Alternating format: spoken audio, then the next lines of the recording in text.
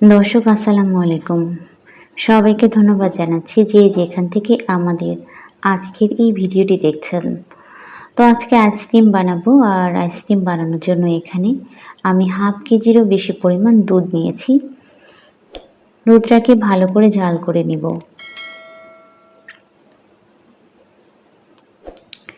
বেশ খানিক পরে জাল করে নেওয়ার পরে এবার আমি দিয়ে দিব চিনি। তো এখানে হাফ কাপের মতো চিনি আছে। যে যেরকম মিষ্টি পছন্দ করেন সেই অনুযায়ী কিন্তু চিনি দিতে পারেন। দুধটা জাল হতে থাক, আর এখানে আমি নিয়েছি আইসক্রিম পাউডার। আর এই আইসক্রিম পাউডারটা কিন্তু যে কোনো সুপার শপ অথবা বড় মুদির দোকানে পাওয়া যাবে।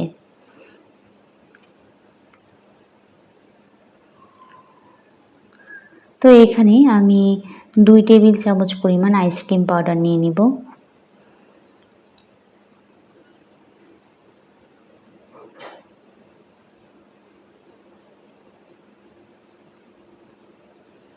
এবার অল্প একটু দুধ নিয়ে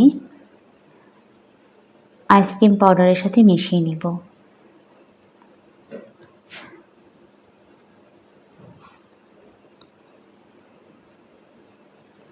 খুব ভালো করে মিশিয়ে নিতে হবে, ভিতরে যাতে কোনো দানা না থাকে।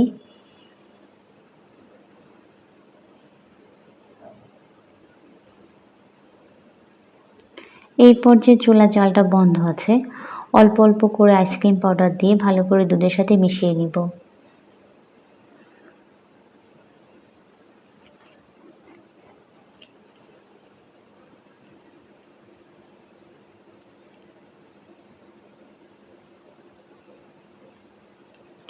দুধটা অনেকটা ঘন হয়ে এসেছে।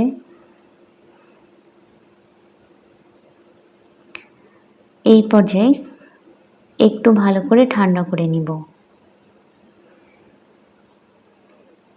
তারপর এরকম আইসক্রিম বক্সে দুধটা ভরে নিব।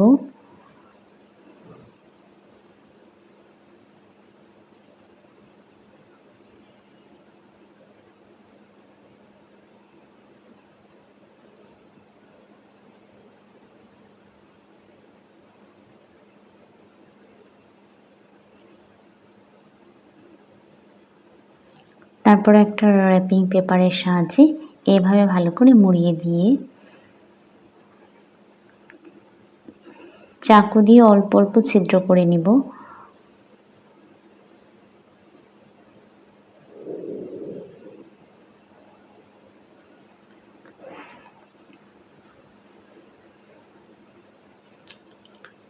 আইসক্রিমের কাঠিগুলো এইভাবে ভালো করে বসিয়ে দেওয়ার পরে ফ্রিজে রেখে দেব।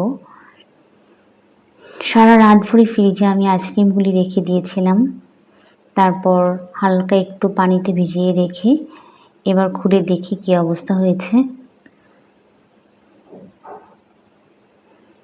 আইসক্রিমগুলি তো ছুটছে না, কিন্তু কাঠি ছুটে চলে আসতেছে।